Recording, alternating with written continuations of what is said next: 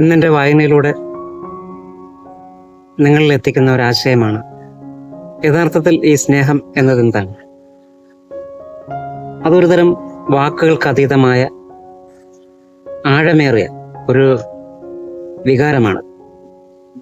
ഒരു വ്യക്തിക്ക് മറ്റൊരാളോട് തോന്നുന്ന ഒരു കരുതൽ, അല്ലെങ്കിൽ ആദരവ്, അല്ലെങ്കിൽ ഒരു പരിഗണന എന്നിവയുടെ ഒരു ആകെത്തുകയായിരിക്കും ഈ സ്നേഹം എന്ന് പറയുന്നത്.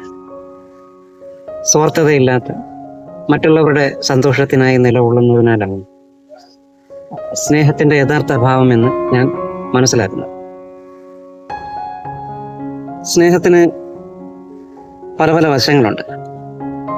അതിലാദ്യത്തത് ഞാൻ മനസ്സിലാക്കുന്നത്, വായനയിൽ നിന്ന് മനസ്സിലാക്കിയതും അനുഭവത്തിൽ നിന്ന് മനസ്സിലാക്കിയതും കരുതലാണ്. മറ്റൊരാളുടെ ക്ഷേമത്തിന് മുൻഗണന നൽകുന്നതിനെ നമുക്ക് കരുതൽ എന്ന് വിളിക്കാം. പിന്നെ വിട്ടുവീഴ്ച, വ്യത്യാസങ്ങൾ അംഗീകരിച്ചുകൊണ്ട്. മനുഷ്യരാണ്, സ്വാഭാവികം. വ്യത്യസ്തമായ ക്യാരക്ടറും വ്യത്യസ്തമായ ചിന്തകളും ഉള്ളവർ തന്നെയാണ് മനുഷ്യർ. അതെല്ലാം മനസ്സിലാക്കിക്കൊണ്ട്, അതെല്ലാം അംഗീകരിച്ചുകൊണ്ട് പരസ്പരം ഉൾക്കൊള്ളുന്ന ഒരുതരം മാനസികാവസ്ഥ. പിന്നെ ഉള്ളത് ആത്മബന്ധമാണ്. മനസ്സും തമ്മിലുള്ള ഒരു ആത്മബന്ധം. കുടുംബം, സൗഹൃദം, പ്രണയം എന്നിങ്ങനെ പല രീതികളിൽ, പല രൂപങ്ങളിൽ സ്നേഹം നമുക്ക് കാണാൻ കഴിയും, പ്രകടിപ്പിക്കാൻ കഴിയും. പിന്നെ അതിലെല്ലാം ഉപരി ഒരു സഹനക്ഷമത എന്ന് പറയുന്ന മാനസികാവസ്ഥയുണ്ട്. അത് തെറ്റുകൾ ക്ഷമിക്കാനും പ്രതിസന്ധികളിൽ ഒപ്പം നിൽക്കാനുമുള്ള ഒരു മനസ്സ്. മനുഷ്യരാണ്, ചിന്തനകളും ഉള്ളവർ തന്നെയാണ് മനുഷ്യർ.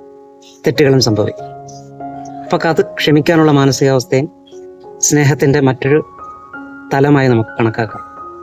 ഈ ലോകത്തെ മനോഹരമാക്കുന്നതും മനുഷ്യനെ പരസ്പരം ബന്ധിപ്പിക്കുന്നതുമായ ഒരു ചങ്ങല തന്നെയാണ് ഈ സ്നേഹം എന്ന് പറയുന്നത്. അത് അനുഭവിക്കുമ്പോഴും പങ്കുവെക്കുമ്പോഴുമാണ് ജീവിതത്തിൽ ഏറ്റവും കൂടുതൽ പൂർണ്ണത ലഭിക്കുന്നത്. വയലാറിൻ്റെ മനോഹരമായ 4 വരികൾ ഞാൻ നിങ്ങൾക്ക് വേണ്ടി പറയാം. സ്നേഹിക്കയില്ല ഞാൻ, സ്നേഹിക്കയില്ല, സ്നേഹിച്ചു തീരാത്തൊരാത്മാവിനെ അല്ലാതെ. മനോഹരമായ വരികളാണ്. അർത്ഥങ്ങൾ നിങ്ങൾ ചിന്തിക്കും, എന്തായിരിക്കും.